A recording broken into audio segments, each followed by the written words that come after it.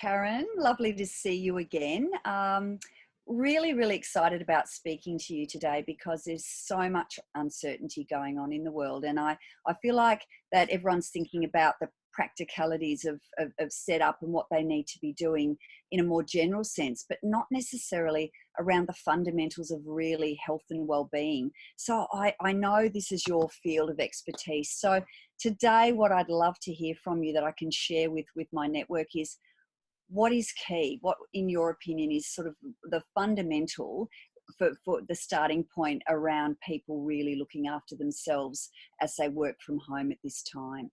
Yeah, you are right, Maree. It's a very important time right now that we all look after our health. And I guess if you're on an aeroplane and there's an emergency and the oxygen mask comes down, the announcement always says to look after yourself first and put the oxygen mask on yourself before you do it for anyone else. And this is probably the time where we all need to make sure that we're doing that, to really be looking after ourselves to be able to look after others. And I believe the top tip around that is to um, I guess have self-care, and that self-care comes in the form of your sleep, really. Yeah, so that is Sleep. my number one. So that we should and we need to be making sure that that is your number one well-being and self-care action, I because really like that, Karen, because I feel that, when you work from home, you can think, oh, well, I can sleep in, I can go to bed late, doesn't matter as much, I can have a nap. So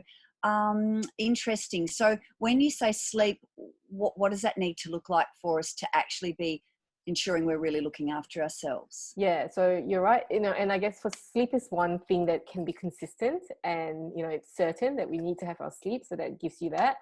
It's not about the 7 or 8 hours or 9 hours sleep that you have, but it's more around the quality of the sleep that you will be having. So the top three things I would say would be making sure that you at least remove technology or any sort of blue light, which pretty much means looking at a screen or a device an hour before bed at a minimum, if not Mm. two. And make sure that you're sleeping in a really dark room, so not bringing obviously devices into the room, or making sure there's no lights coming through from the outside, windows and stuff, if you've got street lights on the street. So the easiest and cheapest way to do that is to have an eye mask over your face, and that Mhm. blocks everything out. And the third thing would probably be around just, I guess, making sure that you prioritize your sleep and not use sleep as what I consider leftover hours of the day. Yeah, yeah. So Ah, yeah, nice. a lot of us do that. Yeah, we'll stay up and we'll do certain things, and it'll be like, oh well, it's getting a little bit late now, I probably better go to sleep.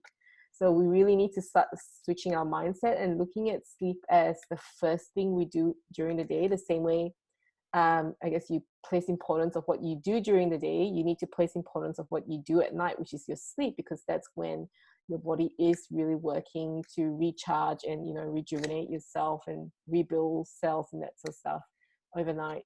Yeah, so it's significantly important. Right.